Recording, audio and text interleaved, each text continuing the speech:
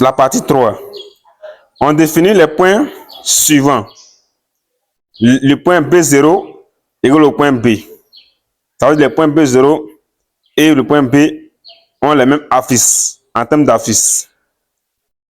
Et quel que soit n appartenant à grand N, B indice N plus 1 égale à S de B indice N. On note Z indice N, l'affiche du point B indice N. Donc, on va juste définir de faire la lecture. On va passer à la résolution de la première question. La question 3 petit a. Il est demandé de démontrer que quel que soit N appartenant à grand N, Z indice N est égal à 1 demi à la puissance N partir de 1 moins I à la puissance N multiplié par Z indice 0. Z indice N étant l'affiche du point indice du point B indice N. Donc, comment nous allons faire pour pouvoir démontrer cela? Ça, c'est une démonstration par récurrence. Suivez très bien comment ça va se passer.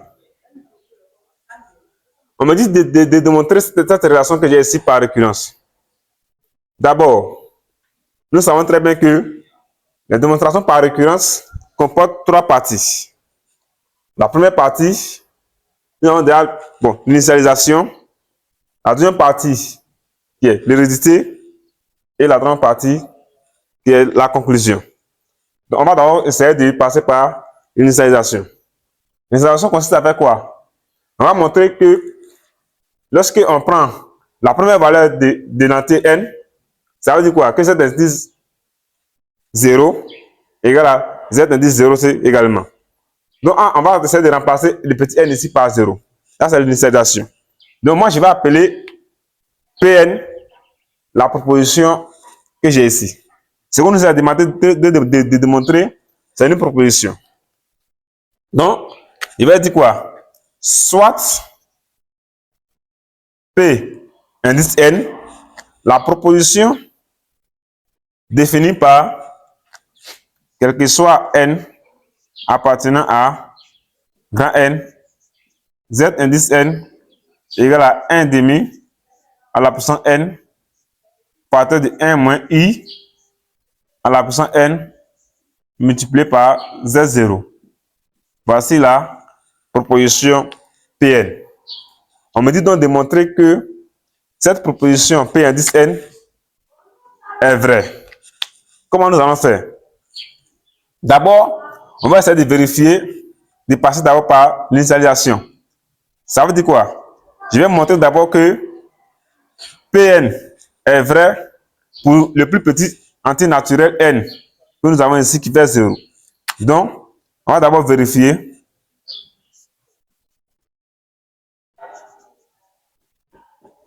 Vérifions d'abord que P indice 0 est vrai.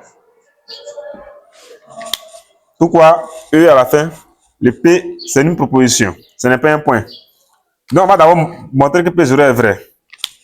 Démontrer que P0 est vrai revient tout simplement à démontrer que il y a d'abord défini la proposition P0. La proposition P0 est définie comme suit. P indice 0, c'est-à-dire je prends la proposition P indice n et je remplace le n par 0.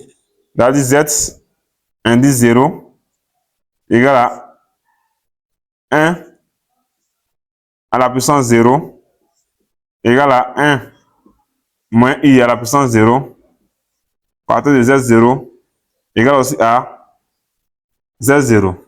Donc, vérifier la proposition P indice 0 revient à vérifier, à démontrer que Z0 égale à Z0 lui-même. Donc, comment on allons faire? On a, quel que soit d'abord la proposition Pn, P indice n qui est égal à quoi? Qui est défini par quel que soit n, un entier naturel, Z indice n égale à 1 demi à la puissance n facteur de 1 moins i à la puissance n facteur de z 0. On va donc vérifier que P indice 0 est vrai. Donc, qu'est-ce que j'ai fait? Je vais donc remplacer maintenant le n par 0. P indice 0, 2 points. Il y a z indice 0 qui est égal à 1. Ça veut dire que dans l'expression de z indice n, je vais remplacer tout ce qui est n par 0. J'aurai 1 demi à la puissance 0, facteur de 1 moins i à la puissance 0, multiplié par z0. Multiplié par z0. Or, nous savons très bien que nous avons vu dans la classe antérieure que un nombre à la puissance 0 est égal à 1.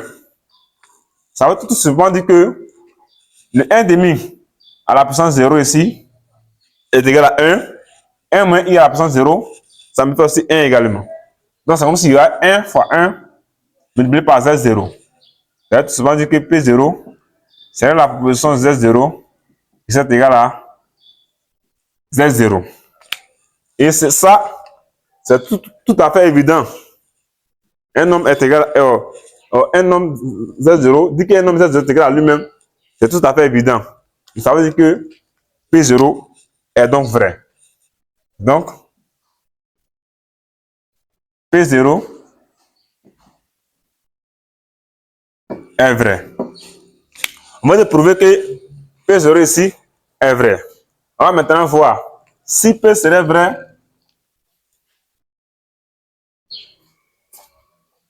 On va maintenant voir si quelque soit n, si quelque soit n entier naturel K qui appartient aussi au même ensemble grand N, si la proposition P indice K sera aussi vraie. Donc, pour pouvoir montrer cela, comment est-ce que nous allons faire?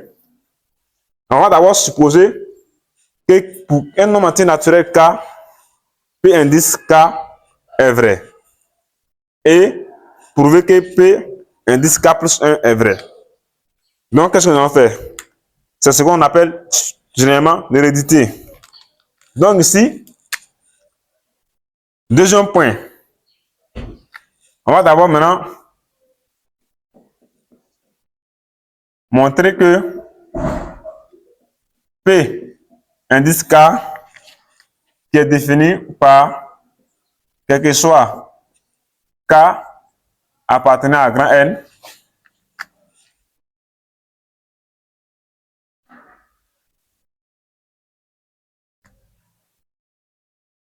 Z indice K égale à 1 demi à la puissance K facteur de 1 moins I à la puissance K facteur de Z0 est vrai. Donc, pour ce faire ici, on va d'abord supposer que ça est vrai. Donc, au lieu de supposons, au lieu de montrer que ça est vrai, on va d'abord supposer que ça est vrai. Pour tout entier naturel K, P indice K est vrai.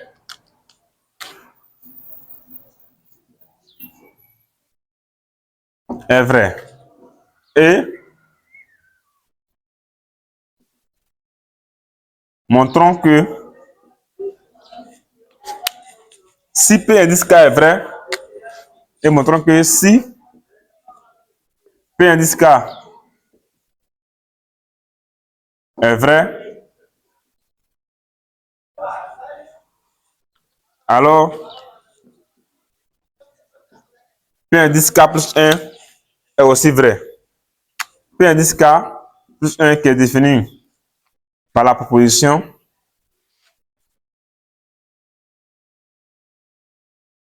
quel que soit K appartenant ou bien quel que soit lambda appartenant à grand N avec lambda égale à K plus 1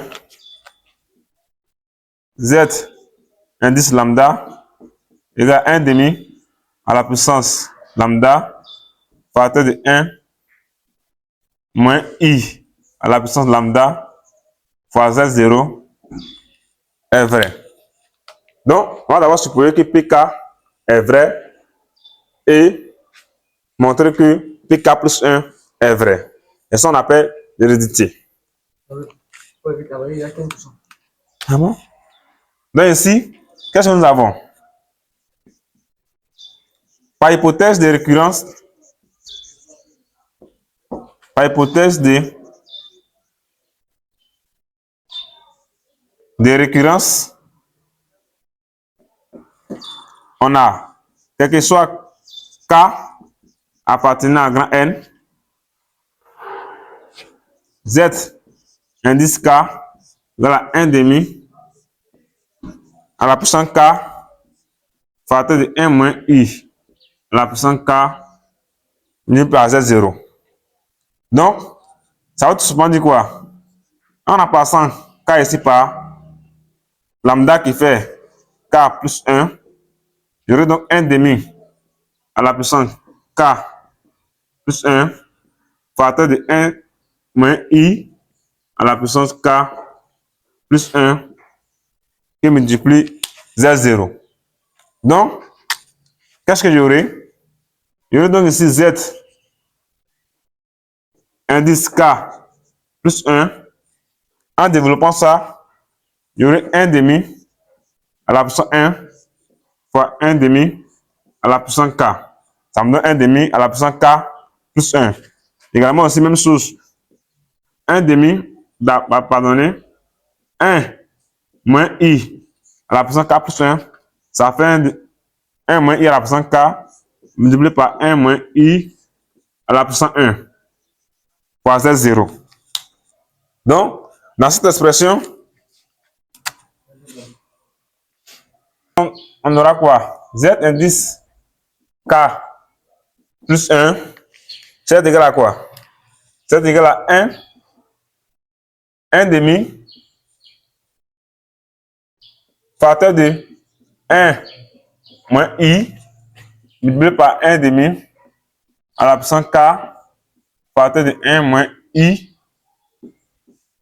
à la puissance K multiplié par Z0. Alors, que me vaut donc ce facteur? Ce facteur que j'ai souligné en bleu.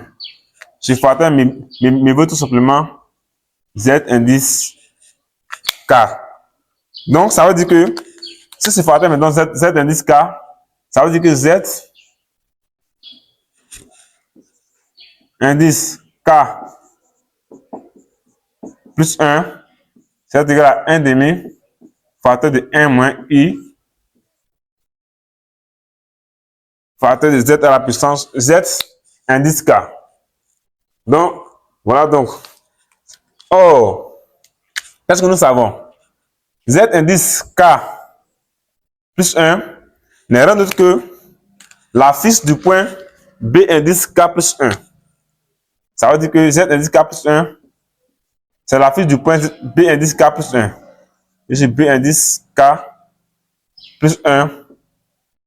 Ça, en observant très bien notre écriture complexe qui était sous la forme de S de Z qui était égal à A fois Z, puisque la partie B ici était nulle.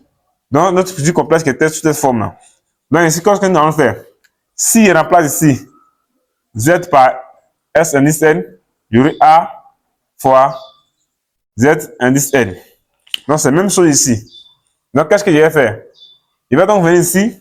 Or, celui qui est là n'est rien d'autre que la fiche Z indice N plus 1, qui fait ici A fois la fiche Z indice N. Donc, en identifiant cela, c'est comme s'il y avait le point B qui a pour affiche et B indice N plus K plus 1 qui a pour affiche Z indice K plus 1. C'est donc égal à A indice A multiplié par A, c'est son écriture tout complexe, on a ici 1 demi facteur de 1 moins I qui multiplie Z indice K. Or, en identifiant ça ici, avec notre expression A, avec A est égal à 1 demi facteur de 1 moins I, j'aurai donc quoi? B indice K plus 1. Ça, c'est rien que la fiche du point B indice K plus 1. Mais celui qui est là, par cette transformation du plan, c'est rien que l'image du point B indice K par la similitude S que nous avons ici. Donc, ça veut tout simplement dire quoi? Puisque les variables sont miettes, ici, on peut donc dire que la proposition K plus 1 et la position P indice K plus 1 est vraie. Si cette proposition est vraie, ça veut tout simplement dire que quel que soit un entier naturel K, ça c'est la conclusion maintenant. Quel que soit un entier naturel K, Z indice N égale tout simplement à 1 demi à la puissance N facteur de 1 moins I à la puissance N facteur de Z0. Donc, chers amis, nous allons tout simplement démontrer l'égalité qu'on nous a proposée, qu'on nous a demandé de démontrer. Donc, si vous avez des préoccupations sur cette partie, faites-nous en savoir dans les commentaires et nous allons répondre à vos préoccupations en faisant plus de vidéos sur ces parties pour vos meilleures compréhensions. On va donc passer à la question suivante. Nous allons passer à la question 3B. La question 3B. Il est demandé de calculer la distance OB indice N. Ça veut dire le module OB indice N. Puisque le point O est à l'origine du repère de notre plan complexe ici, la distance OB indice N ne sert à rien d'autre que le module du point de l'équation complexe du point B indice N. 3B. Donc, 3B ici. On va donc calculer le module du point BN. Comment nous allons faire? On va d'abord rappeler l'expression de notre suite en question. On nous a dit quoi? On a quel que soit N appartenant à grand N, Zn qui s'écrit sous la forme 1 demi à la puissance N facteur de 1 moins I à la puissance N multiplié par Z0. Voilà donc l'expression de la suite Zn. Donc, comment on va faire pour pouvoir déterminer la distance OBN? Pour pouvoir déterminer la distance OBN, qu'est-ce que nous allons faire? On ne va même pas s'embrouiller ici. On va tout simplement essayer de donner la nature de la suite en question. On va donc déterminer la nature de notre suite ici. Donc, on va d'abord déterminer la nature de la suite en question. Nature de la suite Zn, quel que soit N appartenant à grand N. On va d'abord déterminer la nature de notre suite. Donc, comment nous allons faire cela? Pour déterminer la nature de notre suite ici, d'abord ici, cette suite que nous avons deux types de suites. Les suites arithmétiques et les suites géométriques. On va d'abord voir si notre suite, on va d'abord déterminer la nature de nos suites. Pour déterminer la nature de la suite, qu'est-ce qu'il faut faire?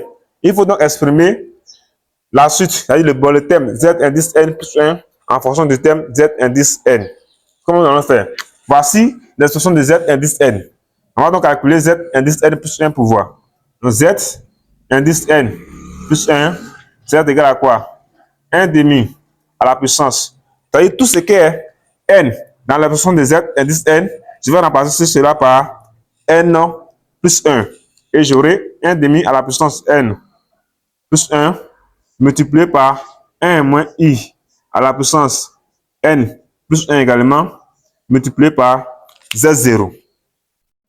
Donc, chers amis, nous savons aussi que lorsque nous avons A à la puissance N plus B, ça nous donne, pour faire quoi? Ça, c'est juste un rappel.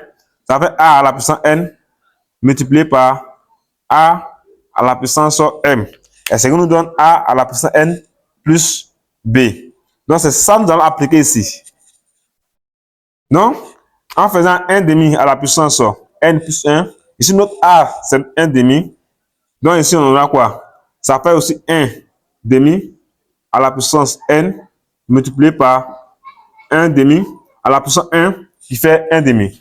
Multiplie aussi par 1 moins I à la puissance N qui multiplie aussi 1 moins I à la puissance 1 qui fait 1 moins I multiplié par Z0. Alors, on va essayer de rapprocher les deux là ici. Rassembler les deux là. Puisque la multiplication est commutative. Donc, en faisant cela, il y a écrit ici que quelque soit n appartenant à grand N, Z indice N plus 1 devient quoi? Il y aurait ici 1 demi facteur de 1 moins I. Ceux qui sont à la puissance 1, ce sont ceux qui sont ici. Maintenant, multiplier par 1 demi à la puissance N fois 1 moins I à la puissance N fois Z0. Alors, je vais donc identifier ce facteur qui est là, c'est-à-dire 1 demi à la puissance N, facteur de 1 moins I à la puissance N, facteur de Z0, n'est rien d'autre que l'expression de Zn. Donc, je vais remplacer donc cette partie que j'ai soulignée en bleu par Z indice N. Et j'aurai Z indice N plus 1, qui est égal à 1 demi, facteur de 1 moins I, facteur de Z indice N. Donc, cher ami, 1 demi facteur de 1 moins I, c'est une constante qui est ici qui multiplie le terme d'indice N. Donc, ça veut dire tout simplement que la suite Z indice N avec N appartenant à grand N étoile est une suite géométrique.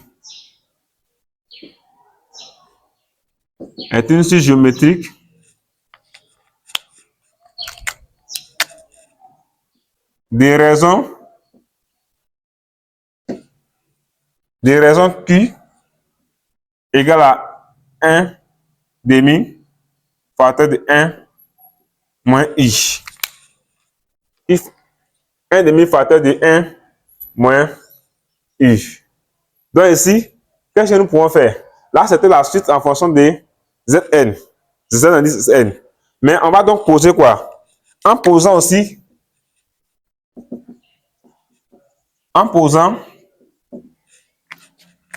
UN égale à module de Zn. En posant UN égale à module de Zn, ça veut dire quoi? Nous ne voulons pas avoir on va ramener donc cette suite qui est là, suite de complet ici, ensuite des nombres réels. À cause de ça, il y a mis module ici.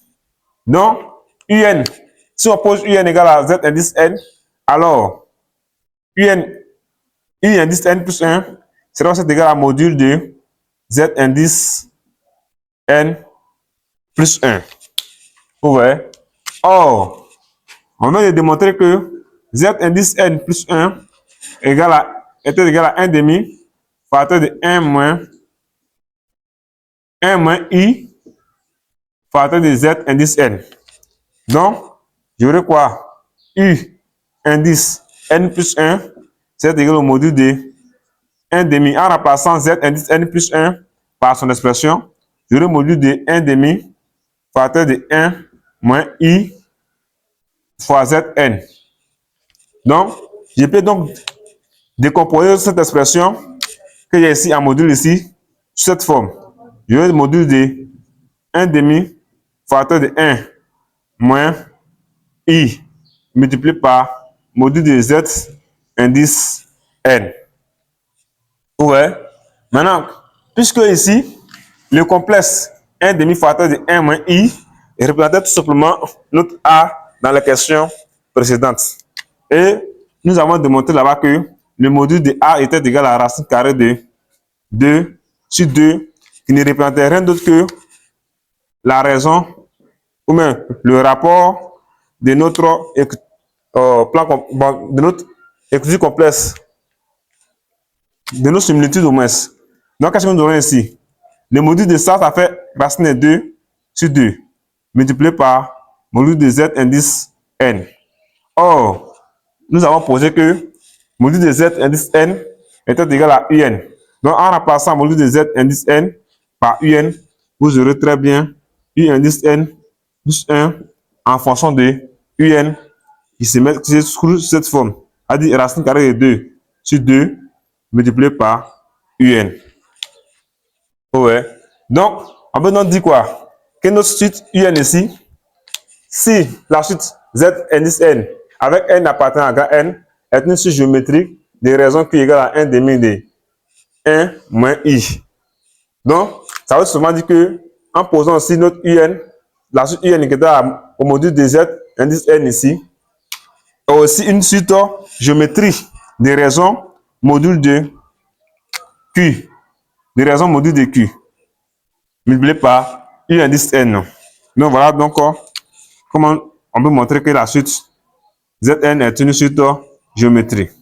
Puisqu'on connaît déjà la nature de la suite Z indice n que nous avons posé par un qui est égal à module de Z indice n, comment nous allons donc faire maintenant pour pouvoir exprimer maintenant la distance Bn en fonction de n. Pour pouvoir exprimer maintenant la distance Bn en fonction de n, on va d'abord essayer d'écrire la suite un qui est ici, puisqu'on connaît maintenant sa nature.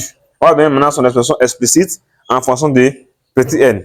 Sachant donc, que un plus 1 égale à racine de 2 sur 2 un, ça veut tout simplement dire qu'on peut dire que la suite u n avec n, quel que soit n appartenant à grand N, est une suite géométrique des raisons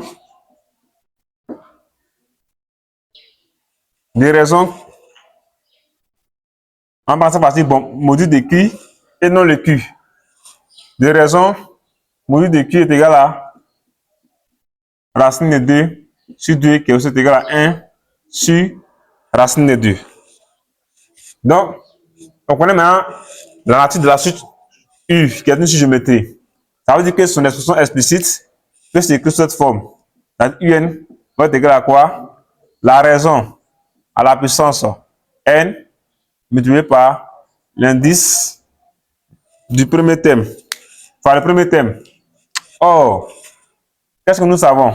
On sait que un égale au module de z indice n. Donc, si je vais terminer u0, je vais remplacer dans cette expression le n par 0. Et donc, u0 c'est égal au module de z indice 0.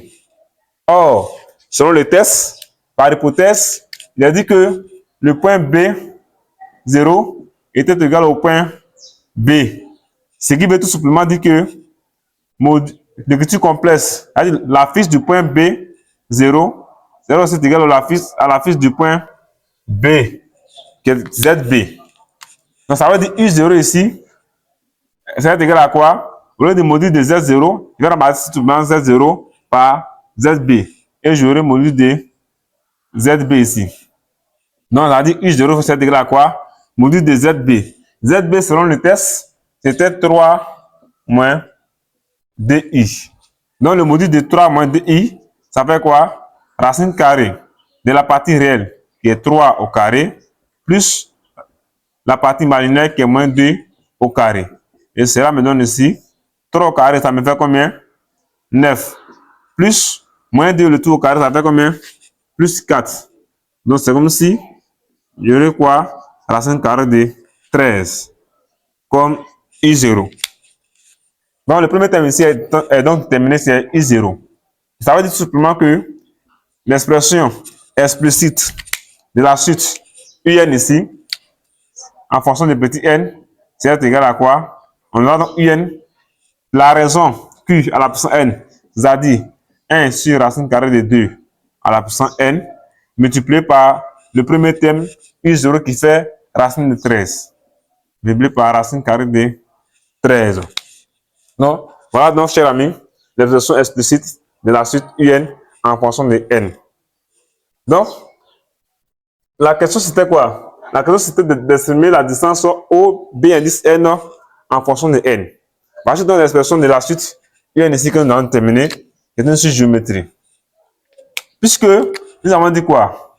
Nous avons tout simplement dit que, puisque on avait posé que UN égale au module de Zn. Donc, ça veut dire quoi? Le point Bn, la distance Bn d'abord égale à quoi? La distance Bn égale au module de Z de Bn qui fait Zn moins module de Z du point O. C'est-à-dire le module de l'écriture complexe du point O. Donc, qu'est-ce que nous allons avoir? Quand il fait Z indice N moins Z indice O, je sais que le point O était l'origine de mon plan complexe. C'est-à-dire que son affiche est nul. Non? Or, Z0 égale à 0. Z du point O égale à 0. Je sais que Z du point O égale à 0. Donc, j'aurai donc la distance OB indice N dans notre que Z module de Z indice N qui est égal à quoi? À la suite UN. Ouais. Donc, tout simplement, on peut donc tirer la conclusion pour dire que la distance, donc, la distance OB indice N serait égale à quoi? À l'expression de UN que nous avons déterminée ici. Donc, c'est-à-dire ça sera 1 sur racine carrée de 2, le tout à la puissance N multiplié par racine carrée de 13. Donc, voici donc la distance OBN. OB indice N exprimée en fonction de N. Donc, nous allons passer à la question suivante. La question 3C, qui est la toute dernière question. Il est demandé de calculer la limite de la suite, c'est-à-dire de la distance OB indice N. Donc, on aura quoi ici? Limite, lorsque N tend vers plus l'infini, de la distance OB indice N, ça fait limite lorsque N tend vers plus l'infini de 1 sur racine carrée de 2 à la puissance N multiplié par racine carrée de 13. Cette limite me vaut combien?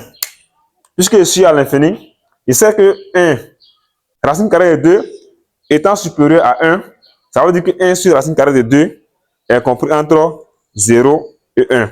Puisque 1 sur racine carrée de 2 est compris entre 0 et 1, alors la limite lorsque n tend vers plus l'infini de 1 sur racine carrée de 2 de tout à la puissance n sera égal à 0. Et c'est aussi que la limite lorsque n tend vers plus l'infini me donne une constante, ça veut dire racine carrée de 13, ça fait racine carrée de 13. Donc lorsque je fais 0, multiplié par racine carrée de 13 qui est une constante, donc la limite finale me donne 0. Donc voilà donc la limite de la suite de la distance au B indice N en question. Donc, chers amis, nous venons donc d'achever la résolution de notre exercice.